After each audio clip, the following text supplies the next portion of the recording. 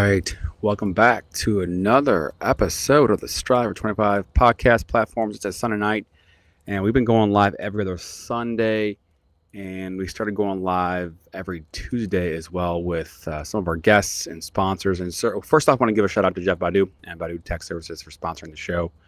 One of the best in the business, entrepreneur, author, real estate investor. So you can Google Badu Tech Services and get to his website and schedule an appointment. But what I want to do today is talk about perfectionism and how that is a big obstacle if you want to make it in any business, whether it be in sales or whether it be social media, podcasting. Perfectionism, it is the enemy. And I want to talk a little bit about that and then a couple stories and where we are on this platform, what we're trying to do. But first off, we just released our second episode, which is with Dylan Favaza. It has to do with Amazon arbitrage. And again, the purpose of this platform is to help the people that are struggling to save money and to invest. So yeah, I mean, we're talking about increasing income. 100 stories of increasing income is what this is all about. And so we're going down this journey and we're trying to share stories and examples and inspiration and guides, which again, in the school community, which is going to be in the links in the bio, to jumpstart people's path towards thinking about increasing income. Because again, the savings equation is simple. Income minus your expenses equals your savings. And so much content out there about cutting and budgeting. And right now, cutting and budgeting is not enough. So what are we doing here? We're talking about increasing income. The time that we put into increasing income can be exponential. So that's what this is all about. And in a little bit of a different setting than usual. I'm actually at my house, just using the setting that I've got. And perfectionism. In this game, it's all about outlasting the rest.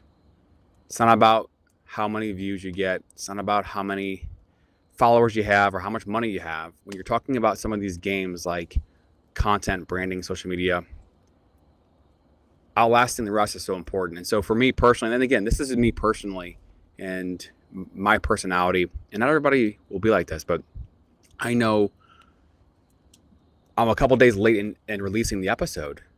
Typically, we are going to be releasing every episode on a Friday. It's Sunday, and I had some tech issues and a couple other things going on that delayed getting everything put together. But I put it out on a Sunday. It's easy to get down or beat yourself up about not sticking to a routine or the schedule, but life happens, and this is not a full-time job. This is a side thing for me. I don't get paid for this. So this is something that I believe in and I'm passionate about. So you know what? I'm doing it and I'm getting it done. And not about the time. It's about, the time in the game, not timing the game. That's one about this podcast, right? And I know when I started posting on Instagram in July 12th of 2022, I didn't know what I was doing. I just knew that at that point in time, I wanted to build an online presence. I didn't know what I was doing. I didn't know how to do it. All I knew, the only one thing that I knew at that point in time was that I was going to post every single day. I wasn't going to stop. And I learned a lot in a short period of time. And, I'm not where I want to be. Don't have a million followers, and that's okay.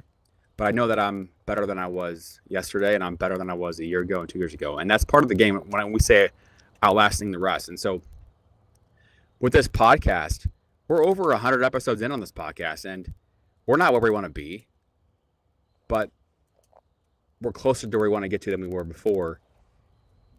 And staying in the game, I took a break.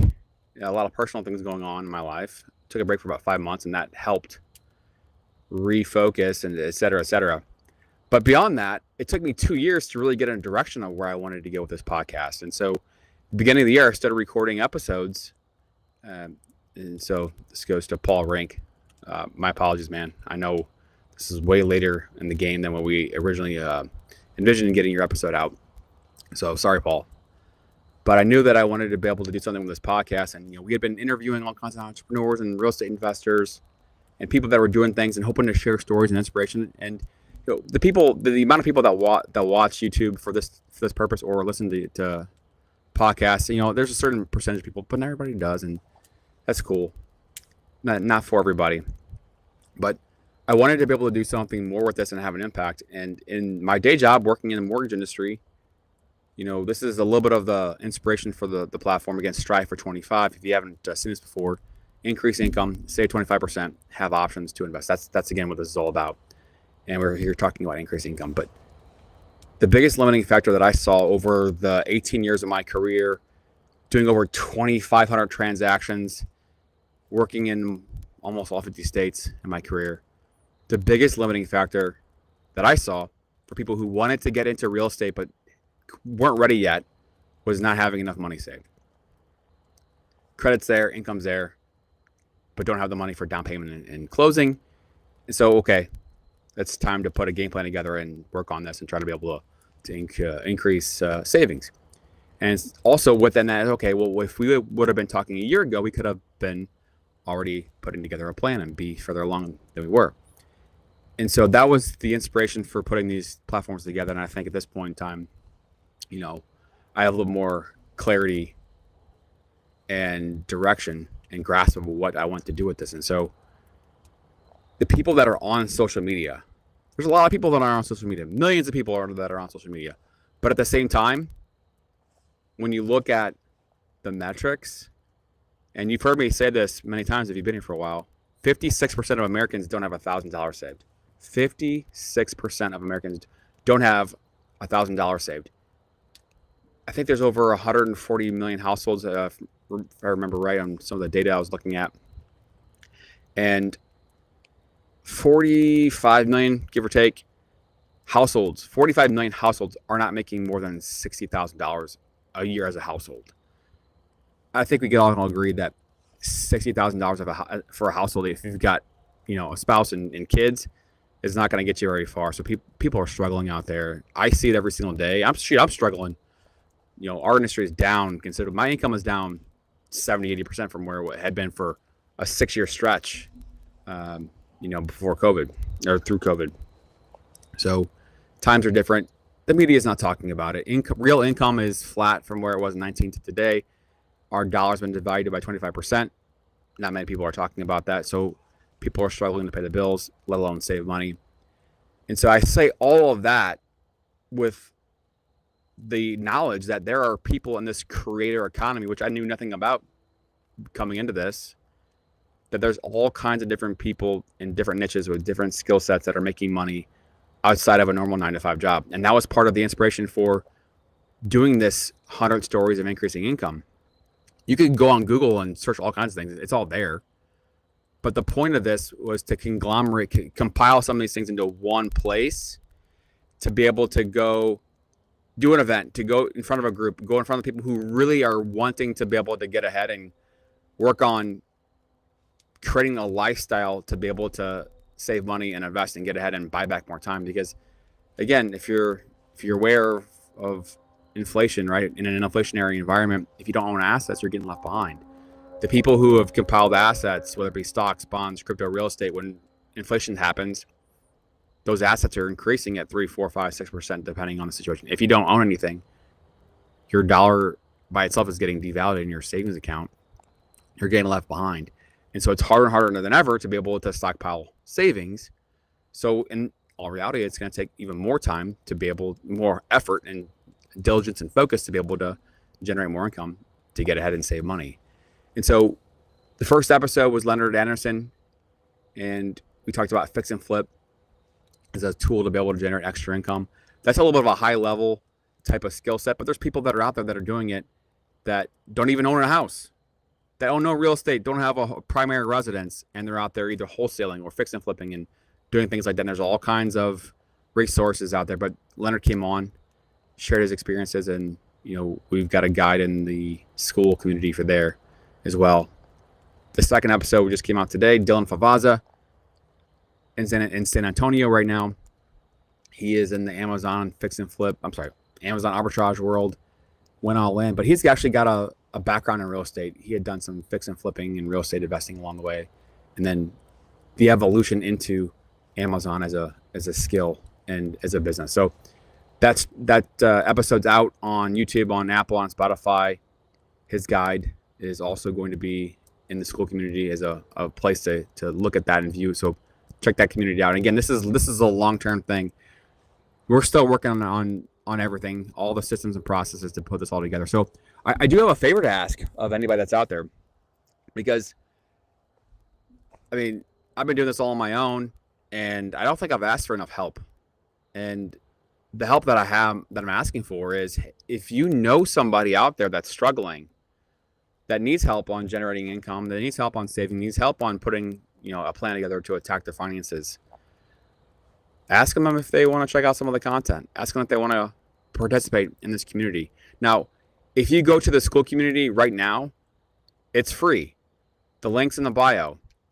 There's some guides in there that are accessible, but the community is not where it needs to be or where it's going to be in terms of a platform to be able to really generate a tremendous amount of guidance and help. The interactions are not there yet. We only have a handful of people that are in the community. But again, this is a long-term thing.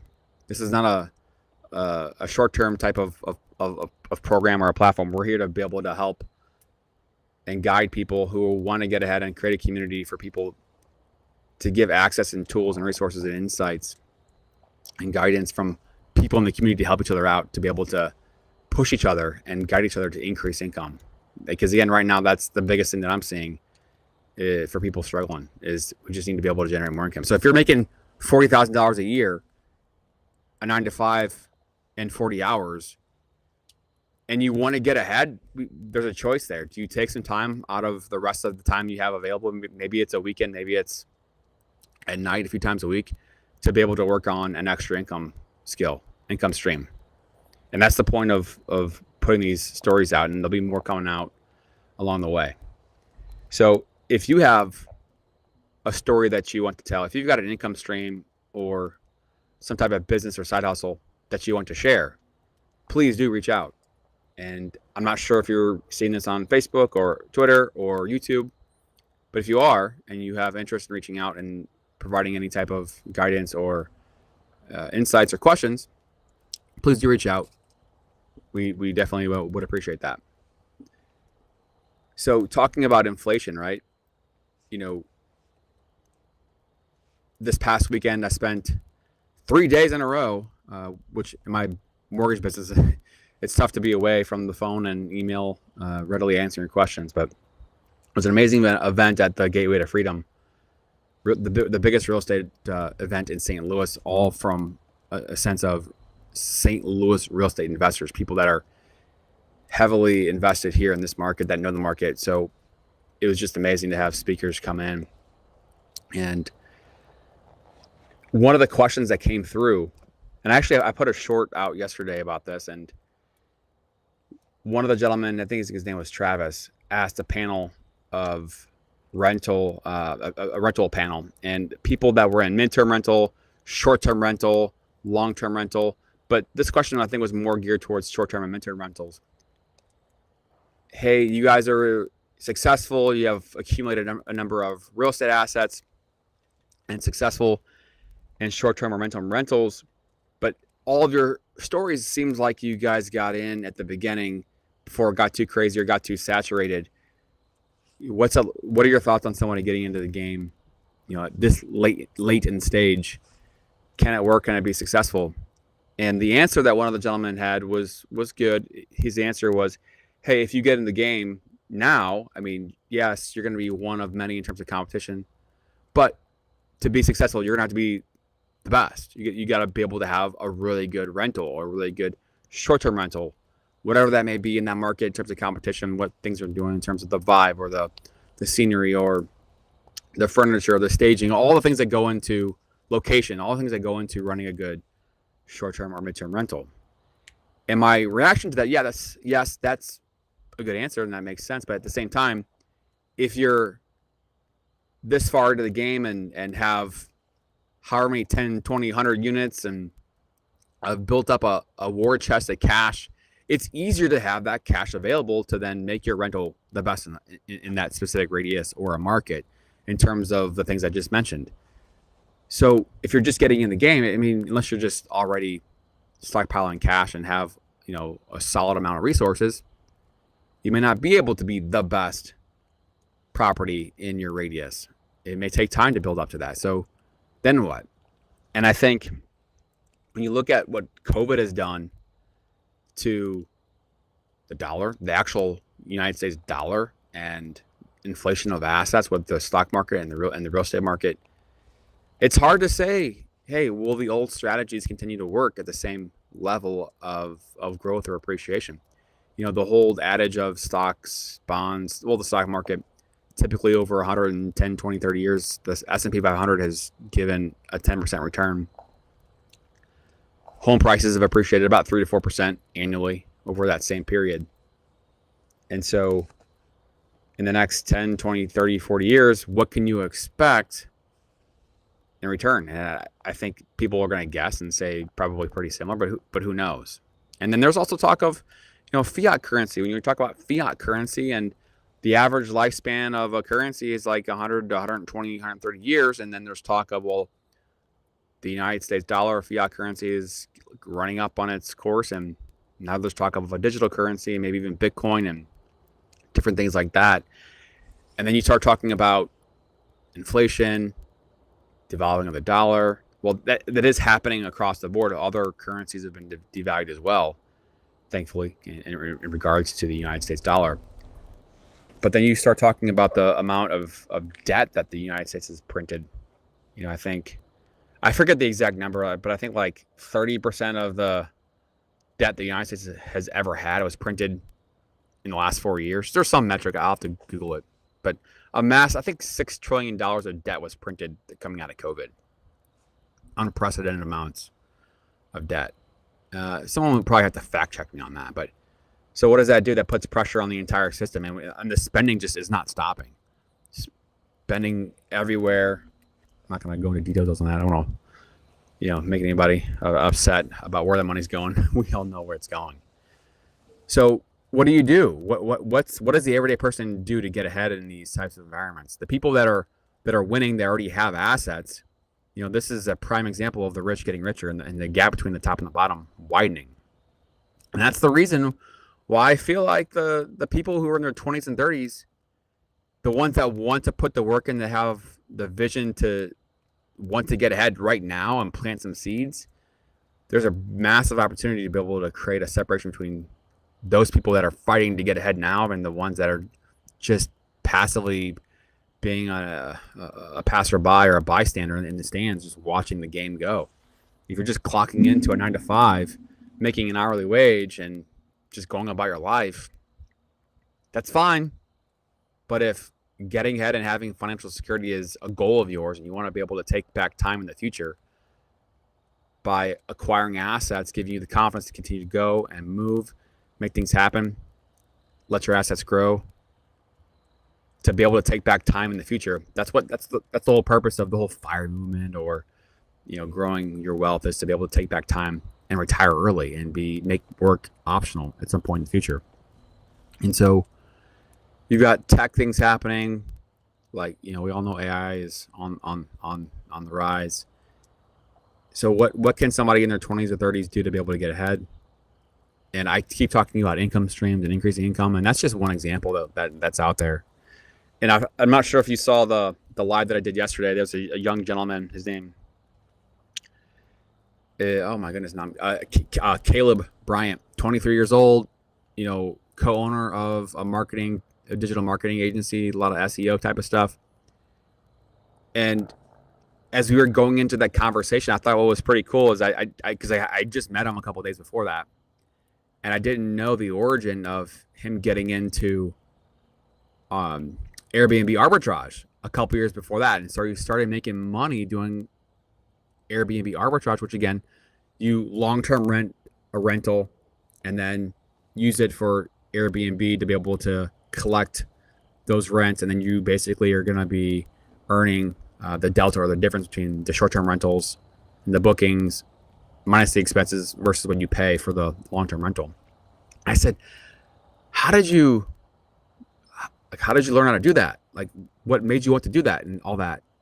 And he went into, I knew people that are doing it, making money, YouTube videos, etc. And he basically explained that from the day that he decided that he wanted to do it, which was, I think he said December or January, I forget which month, to when he actually pressed go and, okay, that we're ready to actually start collecting rent. So it was like 4 or 5 months. And I think what's unique about that story is that that's not everybody. Not everybody is going to be able to say, okay, I want to do this thing over here. I'm going to put it into overdrive, figure it out. Because I think he may have still been in school. Yeah, I think he was still in school maybe. But to be able to say, I want to do this complex thing, learn it, figure it out, and then make it happen, and then actually make money on it. That's a unique skill. And now he's at 23, running an agency, and continuing to read and to learn and to sharpen his skills. And at 23, that's a rare skill. But maybe he just has this unique ability, unique talent to do those kinds of things that not everybody has. Maybe not. Maybe it's innate. Maybe it's genetics. Maybe it's learned. Maybe it's a combination. So then the question is, okay, well, if he has this innate ability, let's just say that he has this innate ability genetically, which I don't know, just hypothetical. And you're 23, you're in a retail job making, $20 an hour. You don't have a college education, which again, here nor there. Let's just say you don't have a degree. Does that mean that you shouldn't try to do something extra outside the box to generate more income, like online arbitrage or run a business or marketing, which I would say is pretty complex stuff? And maybe that sounds or looks like a massive uphill battle to learn these kinds of skills to be able to generate extra income and turn it into a business and be able to support the people that you're trying to earn their business for. And it's going to take so much time. You're going to have to waste time and learn things and miss time with your friends or family, etc. Which I'm not discounting that. That's family and friends are important. But again, we all have the same amount of hours in a day, and certain people do things with it that others don't. So should you not do these things? Well, maybe it takes double the time or triple the time to be able to do this thing, to figure this out. And I know I'll give you a little bit of kind of personal background on me. I mean, I pure ADHD, severe ADHD, something I've had to deal with my entire life. And what would take somebody X amount of time to do something, it might take me double, triple, quadruple the time to do it. That's just how my mind works. But then when I'm in the zone or an overdrive, it may take me a shorter amount of time to do this one thing, because my creative mind is in kind of the zone, is in this kind of divergent type of state where like just these connections happen that maybe the ordinary person may not see, because I'm seeing things that other people may not see. It's a gift and a curse. It's something that I have to deal with and live with, and it's a constant battle to continue to work on the little things and the little processes to stay on task. So maybe it takes somebody longer to be able to do it, but if you've got a vision and a goal and you want to be able to get ahead, if your why is strong enough, then the how figures itself out. That's one of the things we talk about on this channel a lot. So increasing income. If you've got a story, if you know somebody that needs help, please do reach out in the comments on whatever channel you're on, YouTube, Facebook, X. And one of the things that stands out about the event too, that is just so important, you go to a real estate investing event or any other type of networking event. It's not a one-day thing. It's not a 1 month kind of a thing. You're basically changing your identity. It's a changing of the subconscious, a changing of your lifestyle. If you want to get good at Facebook marketing ads, if you want to get good at real estate, if you want to get good at sales, it's going to be important to surround yourself with people that are already doing it, to find the groups. And if the groups aren't local to be able to do it in person, it's up to us to go find the groups online, whether it's a Facebook group or a chat or a meetup, or there's all kinds of online communities that you can find. And one of the things that I always look back on, and part of the purpose of the platform, and again, this platform, we have 400 subscribers on YouTube. 400. Like, that's nothing compared to what you see online. Some of the people that have amazing content, all the graphics, all the things, and maybe it's 100,000 followers or 1 million followers and making money. Like, that's not where we are right now. I mean, I don't have the capacity to do that, nor to want to do that. That's not where we are right now. So 400 subscribers. I just know that I'm just trying to put the output out, to put the episodes out, and generate the output to stay in the game long enough to be able to build up the resources to then at some point in time in the future to then upscale the level of quality, the videos and all the other BS. Just staying in the game, outlasting the rest, because so many people will start something for a week, a month or 2 or 3 and then stop. I can't tell you how many people I've heard start a podcast and they never get past, well, the first or second one, but the 10th one, number 10, if you get past 10, I mean, you may be in for just soaring. If you get your systems right, get your content right, you just don't stop. But so many people stop in that. I think that becomes the difference between the best and the rest. Being able to disassociate the results and focus on the process. Because you've heard me talk about 𝐂𝐎𝐍𝐄𝐂𝐓, and one of the quotes he has is the work, it's important, right? You learn from the work, you get better from the work, but the work also works on you. And the way that I view that type of verbiage, the work works on you, is at the level of belief in yourself, the level of belief that you can continue to do it, even when you don't see the results, even though you don't know when you're gonna have the tangible successes, to be able to do it despite that. That's a skill set, a massive skill set. And I'll bring up another story that I just think is so powerful. And there's a school that I've been going to. It's called the Purpose Driven Academy. It's on Natural Bridge near Umsel and Belnor. And shout out to Miss Keisha and Ryan Haynes, first off, for letting me join the kids and to be a part of something and believing in kind of what we're trying to do here. But there's a gentleman, that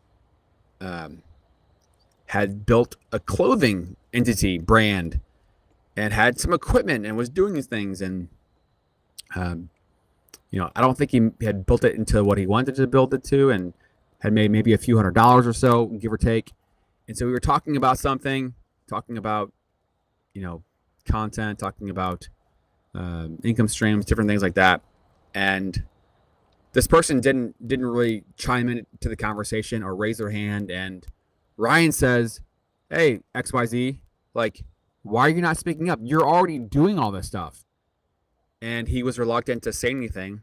And then we finally, after I think some prodding from his classmates, shared a little bit about what he was doing and the brand and what it was about, and the number of sales. And it hadn't grown, it hadn't taken off like he had hoped it would. It wasn't making the money he was making with. And he was, I think, just disappointed or along those lines. I'm blanking on the words, so I apologize. And so he didn't chime in. And so the fact that Ryan says, "Hey, XYZ, you're doing this. Well, why are you not talking about it?" That's an example of the work working on you. You were putting the work in.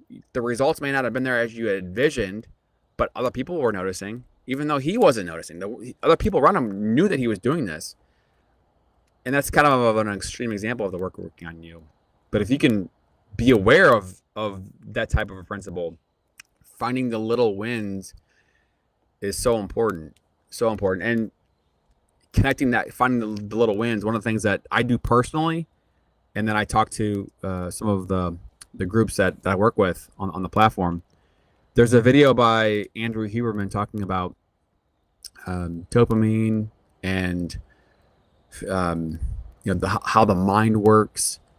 And he goes into this explanation of, when you're talking about a marathon runner, right? I mean, the dopamine system is giving you these rewards to go keep going.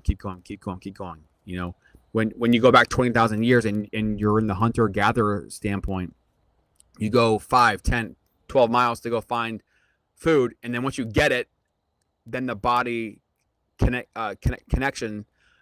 the idea that, yes, you can go that far and you will get the reward. And so then you can do it again and go and do it again. And when we find these learnings, and our body adapts, and you can, have the belief to be able to do it. Well, when you're on a 26-mile run, there's nobody dripping dopamine in your brain. It's all internal. you're finding these little bitty wins. Maybe it's a mile, maybe it's a half mile. You just continuously find these little bitty wins to generate the dopamine, which the dopamine then turns into epinephrine, I think is what he says, to then help generate the extra energy. And that ability to find little wins is a skill that you can practice. It's a skill that's necessary. If you're trying to do something outside of where you already are, if you're trying to build a life that you don't have, it's got to come from somewhere. Yes, it comes from the mind, but it takes work. It takes surrounding yourself with people who have already done it, people that are doing it, to be able to pull yourself, expand yourself, to be able to find that initiation, that belief, that desire that, hey, it's possible. And so that's what this platform is all about. And again, there's a lot of platforms that are out there that are doing great things. But here I am trying to do my own thing, because at the end of the day, you have the Stephen Coveys, you have Tony Robbins, you've got all these gurus out there. But at the same time, there's still a lot of people struggling. As I mentioned, 56% of Americans don't have $1,000 saved. So clearly, we're talking millions of people that are not receiving the help that they need, or not ready to receive the help that they need. So that idea of outlasting the rest, that comes from a place of realizing that, in my beginning stages of thinking about wanting to start a platform, who am I? Is somebody going to listen to me? Am I competent enough to do it? Do I have the skill set, the knowledge, the experience to be able to help somebody? All the doubts you have. And one of the things that pushed me through that doubt, through that threshold, was coming to the realization of that type of data of, well, yes, there are all these people out here that are doing amazing things, but they haven't reached everybody. They haven't gotten to everybody. So it's my job to be able to find the people that need my help. And maybe it's 1, maybe it's 10, maybe it's 100. And as time goes on, potentially more. And that's a message to you that wherever you are in your journey, whatever lane that you're in, maybe you're in HR, maybe you're in IT, maybe you're building an agency that's helping people with marketing or social media, or you're in real estate, whatever you are, but there's an opportunity to be able to help somebody that's next to you or a few paces behind you. That it's an opportunity. You don't have to, but it's an opportunity. And I think this platform that we're building, this community that we're building, that's the type of mindset that I encourage and that we're trying to have, is if you can help the person that's next to you, just because, and then times that by 5, and then 100, and then 200, and then 1,000, imagine where things can be if we're helping lift each other up rather than tearing each other down. And, I've said this so many times with people around me, people that I've worked with and even mentored, that the mind can only think about one thing at a time. And so once you start to realize that we have the ability to control what's in our mind, whether it be positive or negative, it's easy to get down on stuff. And the more you focus on stuff that's pulling you down, by default, you're not thinking about things that are positive, that are going to uplift you and the people around you. And so when you realize that you have the ability to place positive things that are going to uplift you into your mind, which then affects your feelings, which then affects your actions, and over time becomes your results. And that's one of the things that we believe in on this channel, and we're going to continue to keep talking about, because times are hard right now. People are struggling. I've said it before. I'm going to keep saying it. People are struggling in so many ways, and not just money, but confidence, depression, anxiety. Things are tight. I've just seen it across so many different sectors and geographic areas, and people that I know that are just struggling, and that's including myself. And so helping each other out, being aware of it, picking up the phone, calling people that you may not have talked to in a while, and just reaching out and saying, hey, how you doing? What do you need help with? What can I help you with? But seasons, this is a season of, I think, challenges, and a season of growth for a lot of people. And what can you do? When you're forced against the wall, you have two options. You can either fall and crumble, or you can rise and figure out a new way. And I think that's a lot of what's happening. Old way of doing things is not always going to work, and so that's kind of what pushed me down this path of building a platform and social media and a podcast. Hey, I just wasn't sure if the old way of doing business was going to work, and and frankly, business still sucks. It's still terrible. But by putting the work in and having the awareness to outlast the rest, we're still here putting content out. We're still here doing things, doing events, and trying to help people in a certain way, which means that we're still in the game, and we're closer to getting to getting the platforms to where we want to be, and it's going to take some time, but we're closer. And I think that's what it's all about. That's why I kind of go back to the whole idea of perfectionism. It can be such an enemy of survival. If you're focused on perfection, sometimes just doing it is enough, even if it's not perfect. Doing it half-assed, unfortunately, is better than not doing it at all, because you're still in the game, and the next day that rolls around, you're going to be in a better position to be able to keep the habit going and put out a better product or better work. So if you're this far, we're going to wrap things up. Just want to thank anybody, y'all, that's out there on various channels. And we'll be going live Tuesday at 4 p.m. Central.